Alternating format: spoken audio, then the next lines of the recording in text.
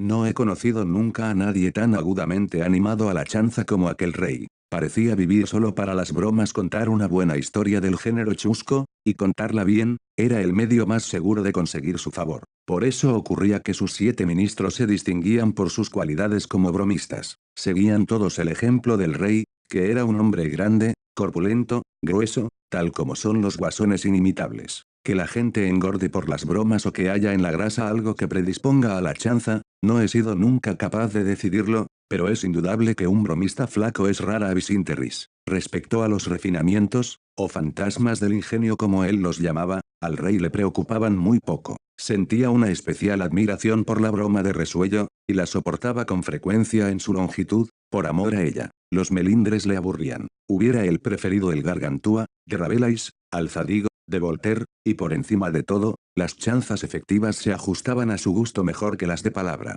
En la fecha de mi relato, los bufones de profesión no habían pasado por completo de moda en la corte. Varias de las grandes potencias continentales conservaban aún sus locos, quienes iban vestidos de un modo abigarrado con gorros de cascabeles, y debían estar siempre prontos a lanzar en todo momento dichos agudos. En compensación a las migajas que caían de la mesa real, nuestro rey, como era natural, conservaba su loco. El hecho es que él necesitaba algo en el sentido de la locura, aunque solo fuese para contrapesar la pesada sabiduría de los 7 sabios que eran sus ministros, sin mencionarle a él. Su loco o bufón profesional era, además, no solo un loco. Su valía aparecía triplicada a los ojos del rey por el hecho de ser también enano y cojitranco. En aquellos tiempos los enanos eran tan corrientes en la corte como los locos y muchos monarcas hubieran encontrado difícil pasarse los días que son más largos en la corte que en cualquier otra parte, sin un bufón para reírse con él, y sin un enano para reírse de él. Pero, como he indicado ya antes,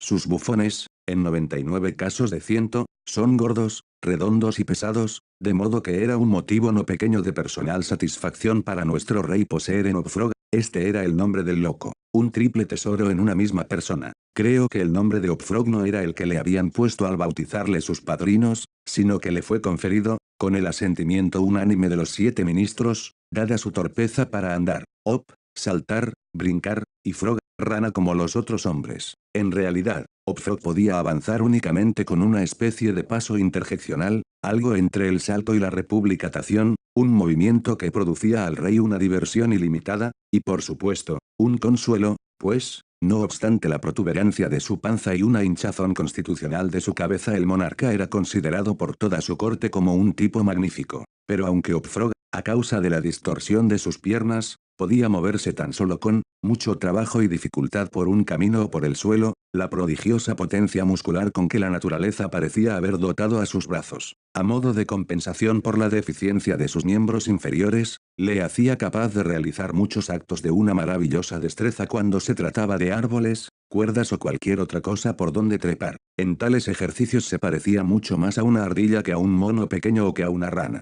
No podría yo decir con exactitud de qué país procedía Opfrog. Debía de ser de alguna comarca bárbara de la que nadie había oído hablar, muy alejada de la corte de nuestro rey. Opfrog y una joven mucho menos enana que él, pero de exquisitas proporciones y maravillosa danzarina, habían sido arrebatados con violencia de sus respectivos hogares, en unas provincias contiguas, y enviados como presentes al rey por uno de sus generales siempre victoriosos. En tales circunstancias no era nada sorprendente que una estrecha intimidad uniese a los 2 pequeños cautivos. En realidad, llegaron a ser muy pronto 2 amigos juramentados. Opfrog, que, pese a dedicarse mucho a la broma, era poco popular, no podía prestar grandes servicios a Tripetta, pero ella, merced a su gracia y exquisita belleza, aun siendo enana, era universalmente admirada y mimada, poseía, por tanto, mucha influencia, y no dejaba nunca de emplearla, siempre que podía, en beneficio de Opfrog. En una gran ocasión fastuosa, no recuerdo ya cuál, el rey decidió dar una mascarada, y siempre que se celebraba una mascarada o cualquier fiesta por el estilo en su corte, los talentos de Opfrog y de Tripetta tenían una intervención segura en ello. Opfrog especialmente poseía tal inventiva en materia de espectáculos,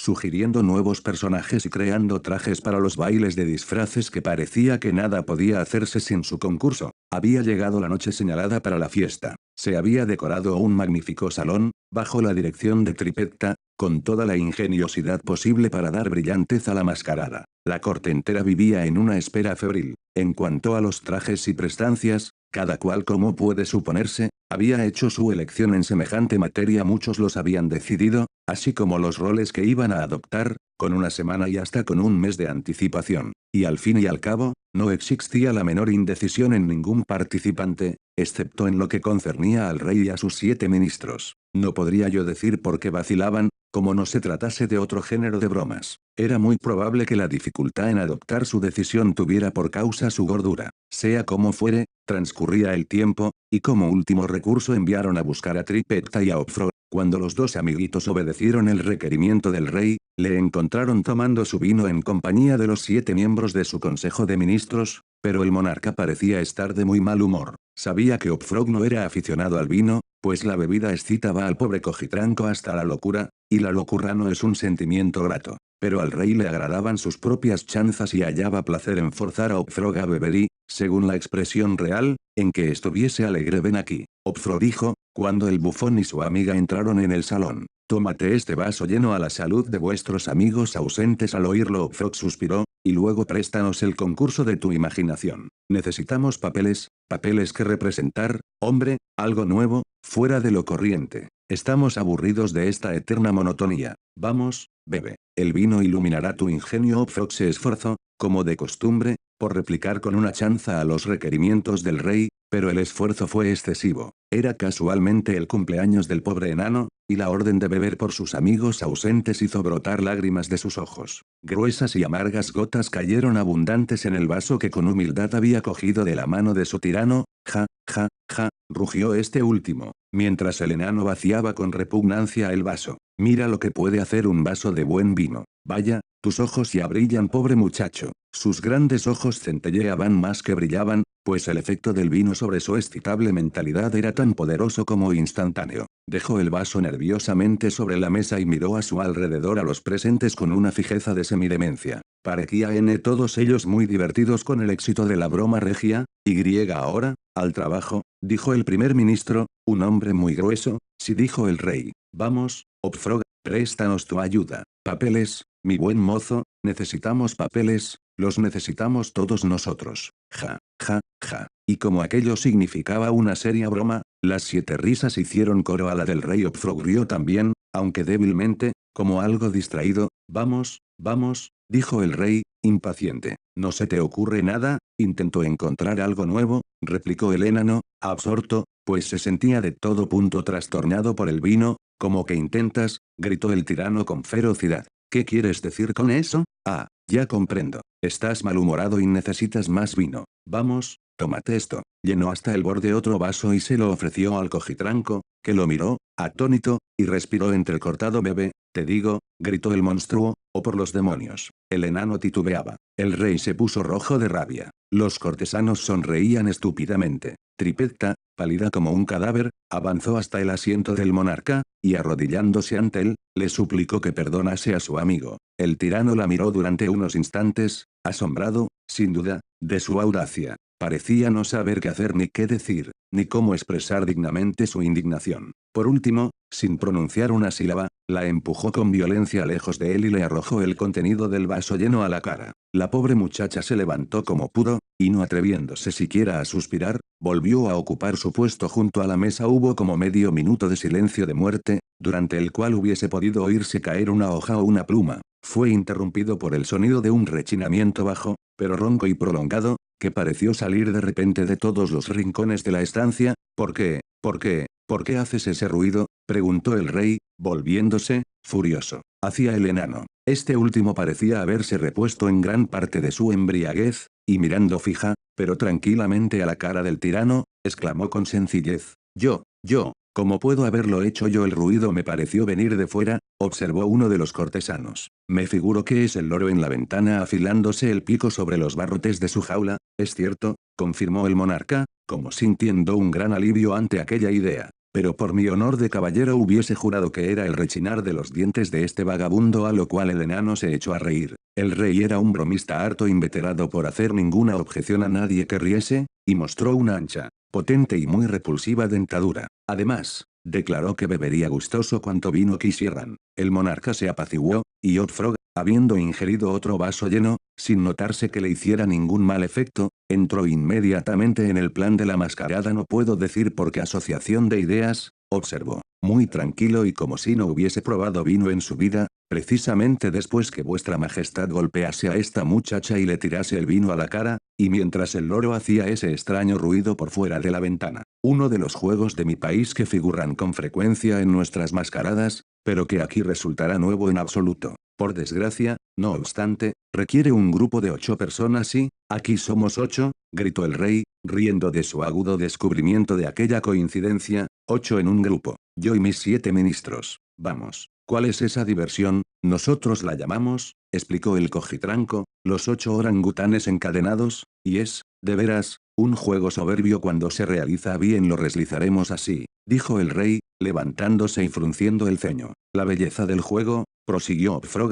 consiste en el espanto que produce en las mujeres. Magnífico, rugieron a coro el monarca y su gobierno. Os vestiré yo de orangutanes, continuó el enano, confiad en mí. El parecido será tan sorprendente, que todos los compañeros de la mascarada os tomarán por verdaderos animales, y naturalmente, se quedarán aterrados y atónitos. Eso es delicioso, exclamó el rey. Frog, haré de ti un hombre. Las cadenas tienen por objeto aumentar la confusión con su ruido discordante. Se supondrá que habéis escapado, en masa a vuestros guardianes. Vuestra majestad no puede concebir el efecto que producen en una mascarada 8 orangutanes encadenados, que la mayoría de los asistentes se imaginan son de verdad, precipitándose con gritos salvajes entre una multitud de hombres y mujeres delicada y suntuosamente vestidos. El contraste es inimitable. Lo será, dijo el rey, y el consejo se levantó enseguida, pues se hacía tarde, para poner en ejecución el plan de Ophioch. Su manera de disfrazar a todo aquel grupo de orangutanes era muy sencilla, pero eficaz prácticamente para su propósito.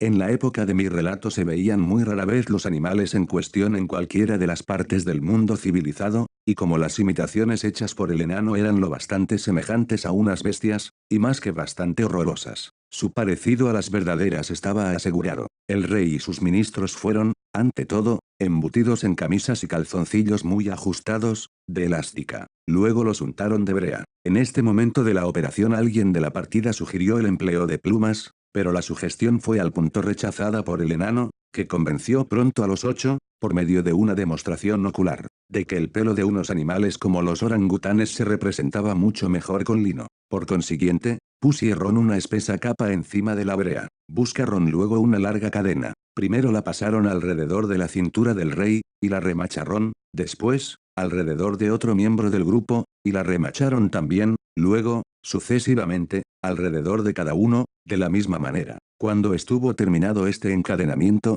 separándose unos de otros lo más posible, formaron un círculo, y para hacer mayor el parecido, Ophioch pasó el resto de la cadena de un lado a otro del círculo, en 2 diámetros, conforme a la manera adoptada hoy día por los cazadores del chimpancé u otros grandes simios en Borneo. El gran salón, donde se iba a celebrar la mascarada, era una pieza circular, muy alta, que recibía la luz solar por una sola claraboya en el techo. De noche, que era la hora en que se utilizaba en particular aquella estancia, estaba iluminada principalmente por una gran aralia colgada de una cadena en el centro de la claraboya, y que bajaba o subía por medio de un contrapeso ordinario. Pero, con objeto de no afear su aspecto, este último pasaba por fuera de la cúpula y por encima del techo. El arreglo del salón había sido confiado a la dirección de Tripetta, si bien en algunos detalles estuvo guiada, al parecer, por el criterio tranquilo de su amigo el enano. Por sugerencia de este, en aquella ocasión habían quitado la araña. El goteo de la cera, que hubiera sido imposible evitar en una atmósfera tan caldeada, habría causado un serio detrimento en los ricos trajes de los invitados, quienes, dado el amontonamiento de la gente en el salón, no hubiesen podido todos mantenerse apartados del centro, es decir, de debajo de la araña. Candelabros adicionales fueron instalados en varias partes del salón, fuera del sitio destinado a la gente, y una antorcha, que exhalaba un grato olor, fue colocada en la mano derecha de cada de las cariátides, que se erguían contra el muro en número de 50 o 60 en total. Los 8 orangutanes, siguiendo el consejo de Ophioch, Esperaron pacientemente hasta medianoche, cuando el salón estaba lleno de máscaras, para hacer su aparición. Pero apenas el reloj acababa de dar las campanadas, cuando se precipitaron, o más bien rodaron todos juntos, adentro, pues la traba de sus cadenas hizo caer a muchos de ellos, y tropezar a todos al entrar. La excitación entre las máscaras resultó prodigiosa y llenó de alegría el corazón del rey como se esperaba. Fue grande el número de invitados que supusieron que aquellos feroces seres eran efectivos animales de cierta especie, sino orangutanes de verdad. Muchas damas se desmayaron de terror, y si el rey no hubiese tenido la precaución de prohibir toda clase de armas en el salón, él y su banda habrían pagado la broma con su sangre. En suma, hubo una carrera general hacia las puertas, pero el rey había mandado que las cerrasen inmediatamente después de su entrada, y por indicación del enano, habían depositado las llaves en sus manos cuando el tumulto estaba en su apogeo, y cada máscara no atendía más que a su propia salvación, pues, en realidad, con aquellas apreturas y con aquella excitación de la multitud existía un gran peligro real. Pudo verse la cadena que servía de costumbre para colgar la araña y que había sido también retirada, descender gradualmente hasta que su extremo ganchudo estuvo a 3 pies del suelo pocos instantes después. El rey y sus 7 amigos, habiendo rodado por la sala en todas direcciones, se hallaron, por último, juntos en el centro, y por de contado, en contacto inmediato con la cadena. Mientras estaban en aquella posición, el enano, que les había ido pisando, sin ruido, los talones, incitándolos a preservarse del choque, asió la cadena por la unión de las dos partes que cruzaban el círculo diametralmente y en ángulos rectos. Entonces, con la rapidez del pensamiento, encajó en ella el gancho que servía para colgar la aralia, y en un instante como por un agente invisible, la araña encadenada se elevó lo bastante alta para poner el gancho fuera de todo alcance, y como consecuencia inevitable, arrastró a los orangutanes juntos en apretada unión y cara a cara. Las máscaras, entretanto, se habían repuesto en cierto modo de su alarma, y empezando a considerar todo aquello como una broma bien preparada, lanzaron una fuerte carcajada ante la posición de los monos. «Dejádmelos», gritó entonces Opfro, y su voz penetrante se oía fácilmente entre el estrépito. «Dejádmelos a mí. Creo que los conozco. Con solo que pueda verlos bien, podré deciros enseguida quiénes son». Entonces, gateando sobre las cabezas de la multitud, se las compuso para llegar al muro, luego cogiendo una antorcha de una de las cariátides, volvió como había venido hacia el centro del salón, saltó con la agilidad de un mono sobre la cabeza del rey, y desde allí trepó unos cuantos pies por la cadena, bajando la antorcha para examinar el grupo de orangutanes, gritando sin cesar: «Pronto descubriré quiénes son y entonces». Mientras la reunión entera, incluyendo los monos, se retorcía de risa, el bufón lanzó de pronto un agudo silbido, al tiempo que la cadena subió violentamente cerca de 30 pies, arrastrando con ella a los aterrados y forcejeantes orangutanes, y dejándolos suspendidos en mitad del aire entre la claraboya y el suelo. Opfrog, aferrado a la cadena, se elevó con ella manteniendo aún su posición con respecto a los 8 disfrazados y bajando siempre su antorcha hacia ellos, como si intentase descubrir quiénes eran. Toda la reunión quedóse tan atónita ante aquella ascensión, que hubo después un silencio de muerte, que duró unos minutos. Fue interrumpido precisamente por un ruido de rechinamiento bajo, ronco, como el que antes había atraído la atención del rey y de sus consejeros cuando aquel arrojó el vino a la cara de Tripetta. Pero en la presente ocasión no se trataba de buscar de dónde salía aquel ruido. Salía de los agudos dientes del enano, quien los hacía rechinar como si los triturase en la espuma de su boca, y clavaba sus ojos, con una expresión de rabia enloquecida, en el rey y sus 7 compañeros, cuyas caras estaban vueltas hacia él. «Ja, ja», dijo, por último, el furibundo enano. «Ja, ja. Empiezo a ver ahora quiénes son estas gentes». Y entonces, con el pretexto de examinar al rey desde más cerca, aproximó la antorcha al vestido de lino que envolvía a aquel y que ardía al instante como una sábana de llama viva. En menos de medio minuto los 8 orangutanes ardían todos furiosamente, en medio de los chillidos de la multitud que los contemplaba desde abajo, sobrecogida de horror y sin poder prestarles la menor ayuda. Finalmente, las llamas, aumentando de pronto en virulencia, obligaron al bufón a trepar más arriba por la cadena, fuera de su alcance, y al hacer este movimiento la multitud volvió a quedar sumida durante un segundo en el silencio. El enano aprovechó la oportunidad y habló de nuevo. «Ahora veo claramente», dijo, «qué clase de gente son estas máscaras. Veo un gran rey y sus 7 ministros, Un rey que no tiene escrúpulos en golpear a una muchacha indefensa, y sus 7 ministros que le incitan a ese ultraje. En cuanto a mí, soy no más que Opfrog, el bufón, y esta es mi última bulonada. A causa de la gran combustibilidad del lino y de la brea a que estaba adherido, apenas terminó el enano su breve discurso cuando se había consumado la obra vindicadora. Los 8 cadáveres se balanceaban en sus cadenas, masa fétida, negruzca, horrenda y confusa. El cojitranco arrojó su antorcha sobre ellos, trepó despacio hacia el techo, y desapareció por la claraboya. Se supone que Tripetta, apostada sobre el tejado del salón, sirvió de cómplice a su amigo en aquella venganza incendiaria, y que huyeron juntos hacia su país, pues a ninguno de los dos se los volvió a ver nunca más.